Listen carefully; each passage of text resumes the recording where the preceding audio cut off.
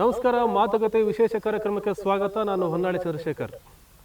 ನಮ್ಮ ಜೊತೆ ಒಂದು ವಿಶೇಷ ತಂಡ ಇದೆ. ಭಾಳ ವಿಶೇಷವಾದ ತಂಡ ಮತ್ತು ಮೊದಲ ಪ್ರಯತ್ನದಿಂದಲೇ ಹೆಸರಿನಿಂದಲೇ ಎಲ್ಲರ ಗಮನ ಸೆಳೀತಿರ್ತಕ್ಕಂಥ ತಂಡ. ನಿಮಗೆ ಗೊತ್ತಿರ್ಬೋದು, ರಮೇಶ್ ಸುರೇಶ್ ಅನ್ನೋ ಹೆಸರು ಕೇಳಿದ ತಕ್ಷಣ ನಿಮ್ಮ ಮನಸ್ಸಲ್ಲಿ ಏನೇನೋ ಓಡುತ್ತೆ. ಅದು ಈ ಕಳೆದ ಒಂದು ದಶಕದಲ್ಲಿ ರಮೇಶ್ ಮತ್ತು ಸುರೇಶ್ ಈ ಎರಡು ಹೆಸರುಗಳು ಹೇಗೆ ಜನರು ತಲುಪಿದ್ವು ಅಂತಂದರೆ, ಎಲ್ಲರೂ ಸಹ ತಮ್ಮ ಸ್ನೇಹಿತರಲ್ಲಿಬ್ಬರನ್ನ ರಮೇಶ್ ಸುರೇಶ್ ಮಾಡ್ಕೊಂಡಿದ್ರು, ಅಥವಾ ತಮ್ಮ ಯಾರೋ ತಮ್ಮ ಗೆಳೆಯನ ರಮೇಶ್ ಸುರೇಶ್ ಮಾಡ್ಕೊಂಡಿದ್ರು. ಹೀಗೆ ರಮೇಶ್ ಸುರೇಶ್ ಅನ್ನೋದು ಎರಡು ಅವಿನಾಭಾವದ ವ್ಯಕ್ತಿತ್ವದ ಥರ ನಮ್ಮ ಇಡೀ ಭಾರತದಲ್ಲಿ ಆಗಿತ್ತು. ಆದರೆ ನಮ್ಮ ಕರ್ನಾಟಕದಲ್ಲೂ ಸಹ ಅದೊಂದು ಭಾಳ ಪಾಪ್ಯುಲರ್ ಆದ ಹೆಸರಾಗಿರೋ ಕಾರಣಕ್ಕೆ, ಮತ್ತು ಒಂದು ಜಾಹೀರಾತಿನಲ್ಲಿ ಆ ಹೆಸರನ್ನ ಪದೇ ಪದೇ ಕೇಳಿದ ಕಾರಣಕ್ಕೆ ಬಹಳ ಹತ್ತಿರವಾಗಿತ್ತು ಹೆಸರು. ಆದರೆ ಈ ಹೆಸರಿನ ಮೇಲೆ ಒಂದು ಪ್ರಯತ್ನ ನಡೀತಾ ಇದೆ. ರಮೇಶ್ ಸುರೇಶ್ ಅನ್ನೋ ಹೆಸರಿನ ಒಂದು ಸಿನಿಮಾ ಬರ್ತಾ ಇದೆ. ಆ ಸಿನಿಮಾ ತಂಡ ನಮ್ಮ ಜೊತೆಗಿದೆ. ಆ ಸಿನಿಮಾ ತಂಡದ ಜೊತೆಗೆ ಇವತ್ತಿನ ಮಾತುಕತೆ ನಮ್ಮ ನಿರ್ದೇಶಕರಾದ ನಾಗರಾಜ್ ಮಲ್ಲಿಗನಹಳ್ಳಿಯವರಿದ್ದಾರೆ. ನಿಮಗೆ ಈ ಮಾತುಕತೆಗೆ ಸ್ವಾಗತ. ನಟರಾದ ದಿನೇಶ್ ಇದ್ದಾರೆ, ಕಾರ್ಯಕ್ರಮಕ್ಕೆ ಸ್ವಾಗತ. ನಟರಾದ ರಂಗನಾಥ್ ನೀನಾಸ್ವಾಮಿ ಇದ್ದಾರೆ, ಇವ್ರಿಗೂ ಸಹ ಸ್ವಾಗತ. ಮತ್ತು ವಿಶೇಷ ಏನಂದರೆ, ಇವರು ಮೂವರೂ ಸಹ ರಂಗಭೂಮಿಯಲ್ಲಿ ಸಾಕಷ್ಟು ಕೆಲಸವನ್ನು ಮಾಡಿದವರು, ಜೊತೆಗೆ ಸಿನಿಮಾದ ಮೇಲೆ ಪ್ರೀತಿಯನ್ನು ಇಟ್ಕೊಂಡು ಆ ಕೆಲಸವನ್ನು ಸಹ ಮಾಡ್ತಿರೋದು. ನಾಗರಾಜ್ ಮಲ್ಲಿಗೇಡವರು ಅವರಿಂದನೇ ಮಾತುಕತೆ ಶುರು ಮಾಡೋಣ. ಈ ರಮೇಶ್ ಸುರೇಶ್ ಅನ್ನೋ ಹೆಸರಿದೆಯಲ್ಲ, ಈ ಹೆಸರು ಹೆಂಗೆ ಮನಸ್ಸಿಗೆ ಬಂತು ನಿಮಗೆ? ಅದು ರಮೇಶ್ ಸುರೇಶ್ ಅಂದ್ರೆ ಅದೇ ನೀವು ಹೇಳಿದಂಗೆ ಅವಾಗಲೇ ಜಾಹೀರಾತು ಬರ್ತಾ ಇತ್ತು. ಅದನ್ನ ಸಣ್ಣ ನೋಡಿ ಅದೊಂದು ಎಲ್ಲೋ ಒಂದ್ ಕಡೆ ಉಳ್ಕೊಂಡಿತ್ತು. ಆ ಎರಡು ಪಾತ್ರಗಳನ್ನು ಫಸ್ಟ್ ರೆಡಿ ಮಾಡ್ಕೊಂಡ್ವಿ ನಾವು. ಈ ಎರಡು ಕ್ಯಾರೆಕ್ಟರ್ಗಳಿಗೆ ಸಮಸ್ಯೆಗಳು ಬಂದ್ರೆ ಅವು ಹೆಂಗ್ ಫೇಸ್ ಮಾಡ್ತಾ ಹೋಗ್ತವೆ, ಇದನ್ನೇ ಒಂದು ಲೈನ್ ಇಟ್ಕೊಂಡು ಇದ್ರ ಮೇಲೆ ಕತೆ ಡೆವಲಪ್ ಆಗ್ತಾ ಬಂತಾ ಇರ್ತೀವಿ. ಸೊ ಟೈಟ್ಲ್ ಇದನ್ನೇ ಹಾಕಿಡಬಾರ್ದು ಅಂತ. ಅದ್ರೊಳಗೆ ಇನ್ನು ಆಕ್ಚುಲಿ ಹೇಳ್ಬೇಕಂದ್ರೆ ಸಿನಿಮಾ ಮೊದಲು ಬೇರೆ ಟೈಟಲ್ ಇತ್ತು. ಇದಕ್ಕೆ ಡೈಲಾಗ್ ಬರ್ದಿರೋದು ಆಕ್ಚುಲಿ ಪ್ರಮೋದ್ ಬರುವಂತೆ ಅಂತ. ಅವರು ನಾವು ಡಿಸ್ಕಸ್ ಮಾಡ್ತಾ ಈ ರಮೇಶ್ ಸುರೇಶ್ ಬಂದು ಈ ಎರಡು ಕ್ಯಾರೆಕ್ಟರ್ ರಮೇಶ್ ಸುರೇಶ್ ಅಂತ ಹೆಸರಿಟ್ಟಿದ್ವಿ. ಆಮೇಲೆ ಹಳೆ ಟೈಟ್ಲ್ ತೆಗೆದು ಬೇಡ ಇದನ್ನೇ ಫಿಕ್ಸ್ ಮಾಡೋಣ ಅಂತೇಳಿ ಫಿಕ್ಸ್ ಮಾಡಿದ್ವಿ. ರಮೇಶ್ ಸುರೇಶ್ ಫಿಕ್ಸ್ ಆಯ್ತು. ರಮೇಶ್ ಸುರೇಶ್. ದಿನೇಶ್ ಅವರು ರಂಗಭೂಮಿ ಕಲಾವಿದರು. ನೀವ್ ಹೆಂಗೆ ರಮೇಶ್ ಸುರೇಶ್ ಜೊತೆಗೆ ರಮೇಶ್ ಸುರೇಶ್ ಮಧ್ಯೆ ನೀವ್ ಹೆಂಗೆ ಎಂಟರ್ ಆದ್ರಿ? ಅದು ಡೈರೆಕ್ಟರ್ ಕೃಪೆ ಏನ್ಬೋದು. ಯಾಕಂದ್ರೆ ಒಂದ್ ದಿವಸ ಇದ್ದಕ್ಕಿದಂಗೆ ಫೋನ್ ಬಂದಾಗ ಒಂದ್ ಕ್ಯಾರೆಕ್ಟರ್ ಇದೆ ಮಾಡ್ತೀರಾ ಅಂತ ಕೇಳ್ಕೊಂಡ್ರು. ಸಿನಿಮಾ ಅಲ್ವಾ ನೋಡೋಣ, ರಂಗಭೂಮಿಲಿ ಇದ್ದವನು ಒಂದು ಅದ್ರ ಅನುಭವ ಆಗುತ್ತೆ ಅಂತ ಹೇಳಿ ಹೋಗಿ ನೋಡಿದ್ವಿ. ನಿಜವಾಗ್ಲೂ ಅದ್ಭುತವಾದ ಅನುಭವ. ಚೆನ್ನಾಗಿ ನೋಡ್ಕೊಂಡ್ರು ನಮ್ಮ ನಾಗರಾಜರು. ನಿಮ್ ಪಾತ್ರ ಯಾವ ತರ ಬಂದಿದೆ? ಅಲ್ಲಿ ಒಂದು ಹಳ್ಳಿಯ ಮುಖಂಡನ ಪಾತ್ರ, ಒಂದ್ 3 ಜನ ಮುಖಂಡರಿರ್ತಾರೆ, ಅದರಲ್ಲಿ ನಾನೊಬ್ಬ. ಅದು ಅಲ್ಲೇ ಡೆವಲಪ್ ಮಾಡಿ ಚೆನ್ನಾಗಾದ್ರು ಇದು ಮೂಮೆಂಟ್ಸ್ ಚೆನ್ನಾಗಾಯ್ತು. ಖುಷಿ ಇದೆ ನೋಡಿದ್ರೆ. ಇನ್ನು ಸಿನಿಮಾ ಬಂದ್ಮೇಲೆ ಜನ ಹೆಂಗ್ ರಿಸೀವ್ ಮಾಡ್ತಾರೆ, ರಮೇಶ್ ಸುರೇಶ್ ಹೆಂಗ್ ಒಪ್ಕೋತಾರೆ ನೋಡ್ಬೇಕು. ಆದ್ರೆ ಈ ರಮೇಶ್ ಸುರೇಶ್ ಜರ್ನಿ ಇದೆಯಲ್ಲ, ಈ ಜರ್ನಿ ಹೆಂಗಾಗಿರುತ್ತೆ? ನಾ ಸಿನಿಮಾ ಮಾಡ್ಬೇಕು ಅಂತ ಡಿಸೈಡ್ ಮಾಡಿದ್ರಿ, ರಮೇಶ್ ಸುರೇಶ್ ಹೆಸರು ಡಿಸೈಡ್ ಆಯ್ತು, ಕತೆ ಡಿಸೈಡ್ ಆಯ್ತು, ಎಲ್ಲದಾಯ್ತು. ಇದೊಂದು ಸ್ಟಾರ್ಟಿಂಗ್ ಪಾಯಿಂಟ್ ಬೇಕಲ್ಲ ಇದು ಮುಂದಕ್ಕೆ. ನೀವು ಟೇಬಲ್ ವರ್ಕ್ ಮಾಡ್ಬಿಟ್ರೆ ಮುಂದಕ್ಕೆ ಹೋಗ್ಬೇಕಲ್ಲ. ಈಗ ಮುಂದಕ್ಕೆ ಹೋಗ್ಬೇಕು. ಅದೇ ಅದಕ್ಕೆ ನೆಕ್ಸ್ಟ್ ಪ್ರೊಡ್ಯೂಸರ್ ಅದಕ್ಕೆ ನಾವು ಸುಮಾರು ಅಂದ್ರೆ ಒಂದಷ್ಟು ಶೂಟ್ ಅಂದ್ರೆ ನಮಗೆ ಅಂದ್ರೆ ಪ್ರೊಡ್ಯೂಸರ್ ಸುಮ್ಮನೆ ಕತೆ ಹೇಳಿದ್ರೆ ಆಗಲ್ಲ, ಸ್ವಲ್ಪ ಏನಾದ್ರು ಶೂಟ್ ಮಾಡೋಣ ಸಿನಿಮಾ ಸಂಬಂಧಪಟ್ಟ ಅಂತೇಳಿ ಟೀಮ್ ಎಲ್ಲ ಡಿಸ್ಕಸ್ ಮಾಡಿ ಸಣ್ಣದಾಗ ಒಂದು ಶೂಟ್ ಮಾಡ್ತೀವಿ. ಅದಾದ್ಮೇಲೆ ಪ್ರೊಡ್ಯೂಸರ್ಗಳನ್ನ ಅಪ್ರೋಚ್ ಮಾಡ್ತಾ ಇದ್ವಿ. ಆವಾಗ ಇಬ್ರು ಪ್ರೊಡ್ಯೂಸರ್ ಅಂದ್ರೆ ಪಿ ಕೃಷ್ಣ ಅಂತ ಒಬ್ರು, ಬಿ ಶಂಕರ್ ಅಂತ ಒಬ್ರು. ಸೊ ಅವ್ರಿಬ್ರಿಗೆ ಆ ಕತೆ ಮೊದಲು ಬಹಳ ಇಷ್ಟ ಆಯ್ತು. ಅದಾದ ನಂತರ ಏನು ಮತ್ತೆ ನಮ್ಮ ಟೀಮ್ ವರ್ಕ್ ಅವರಿಗೆ ನೋಡಿ ಖುಷಿ ಆಯ್ತು ಮಾಡೋಣ ಅಂತ ಗ್ರೀನ್ ಸಿಗ್ನಲ್ ಕೊಟ್ಟರು. ಅದಾದ್ಮೇಲಿಂದ ಶುರು ಆಯ್ತು. ರಂಗನಾಥ್ ಅವ್ರ ಹೆಂಗ್ ಸಿಕ್ರು ನಿಮಗೆ? ರಂಗನಾಥ್ ಏನಂದ್ರೆ ಇನ್ನೊಂದು ಹೇಳ್ಬೇಕು, ರಂಗ ನಾನು ಸರು ಎಲ್ಲ ಇಲ್ಲೇ ಶಿವಮೊಗ್ಗದವ್ರೆ. ಇಲ್ಲಿ ಥಿಯೇಟರ್ ಆಕ್ಟಿವಿಟೀಸ್ ಅಲ್ಲಿ ಎಲ್ಲ ವರ್ಕ್ ಮಾಡ್ತಾ ಇದ್ವಿ. ಸೊ ಅವಾಗ ಫ್ರೆಂಡು ಫಸ್ಟಿಂದನು. ಅದಾದ್ಮೇಲೆ ಇವ್ರು ನೀನಾಸ್ವಾಮಿ ನಾನು ಸಿನಿಮಾಗೆ ಅಂತ ಅಲ್ಲಿ ಇವ್ರು ಮುಗಿಸ್ಕೊಂಡು ಬಂದ್ಮೇಲೆ ಇಬ್ರು ಒಟ್ಟಿಗೆ ವರ್ಕ್ ಮಾಡಿಸ್ಕೊಂಡಿದ್ವಿ. ಇವ್ರು ಬರಕ್ಕೂ ಮತ್ತೆ ಈ ಸಿನಿಮಾ ಸ್ಟಾರ್ಟ್ ಆಗಕ್ಕೂ ಮ್ಯಾಚ್ ಆಯ್ತು. ಅದಾದ್ಮೇಲೆ ಡಿಸ್ಕಸ್ ಮಾಡ್ಕೊಂಡು ಒಂದು ಒಳ್ಳೆ ಪಾತ್ರ ಇತ್ತು.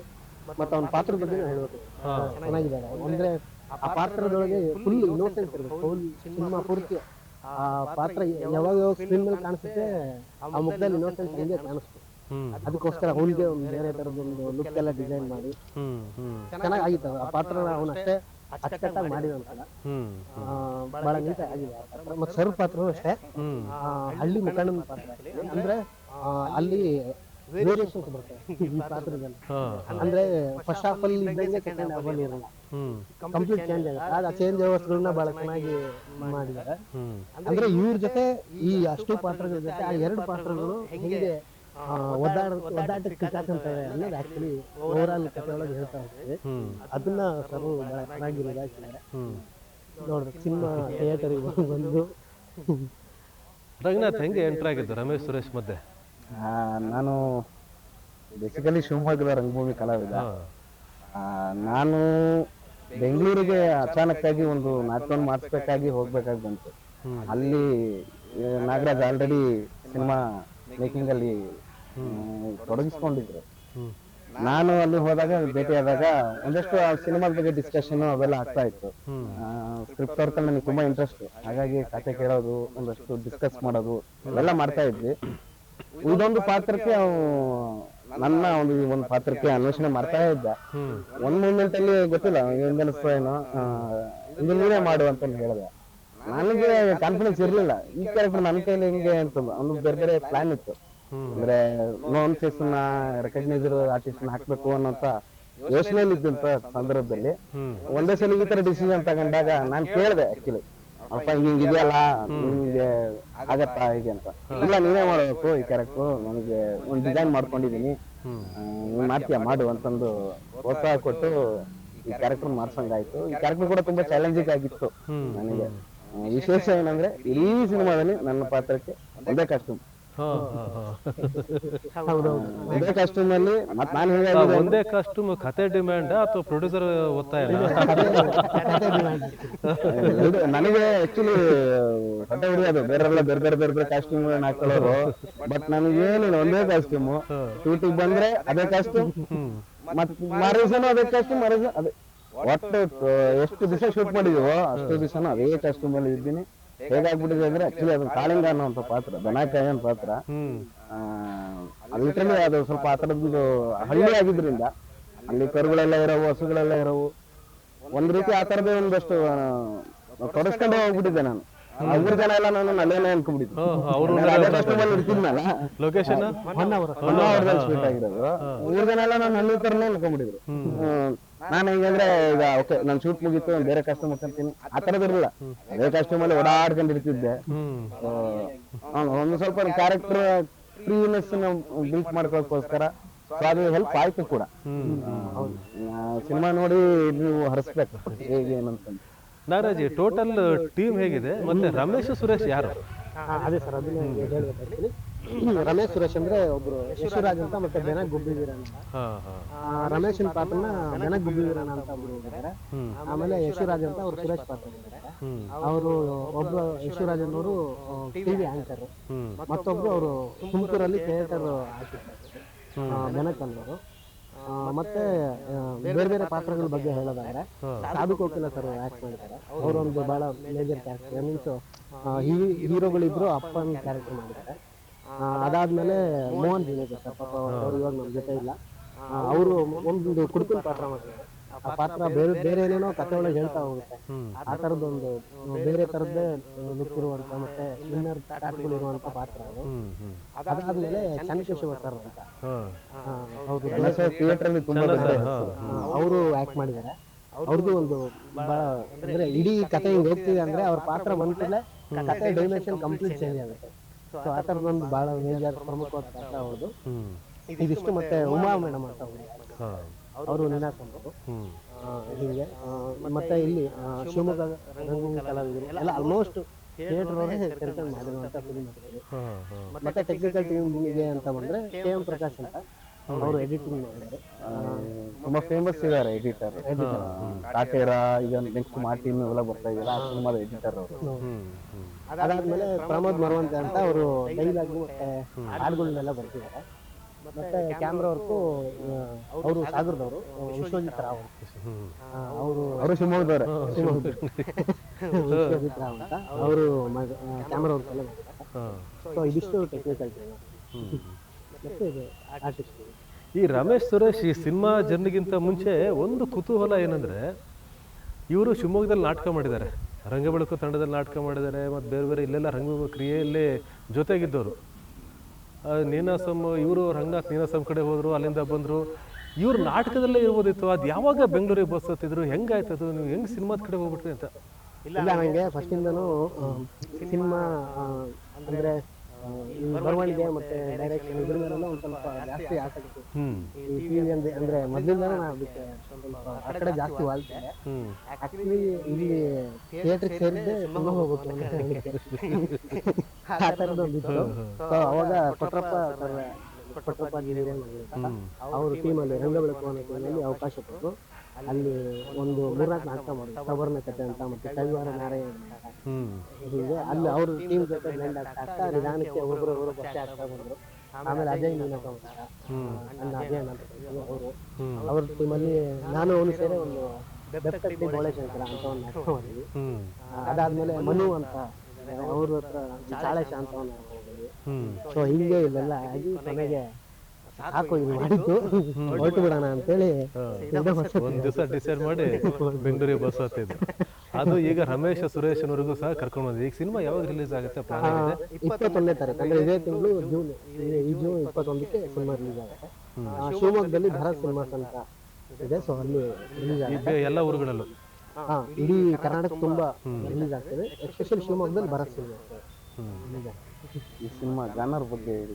ಜಾನರ್ ಇದು ಒಂಥರ ಕಾಮಿಡಿ ಫಿಲ್ಮ್ ತರ ವರ್ಕ್ ಆಗುತ್ತೆ. ಹೆಂಗೆ ಅಂದ್ರೆ ಓಲ್ಡ್ ಸಿನಿಮಾ ಮೊದಲೇ ಅಂತ ಒಂದ್ ಲೇಯರ್ ಅಲ್ಲಿ ಇನ್ನೊಂದು ಲೇಯರ್ ಅಲ್ಲಿ ಹಂಗೆ ನಿಧಾನಕ್ಕೆ ಸಸ್ಪೆನ್ಸ್ ಹಾಡಾಗ್ತಾ ಇರ್ತದೆ.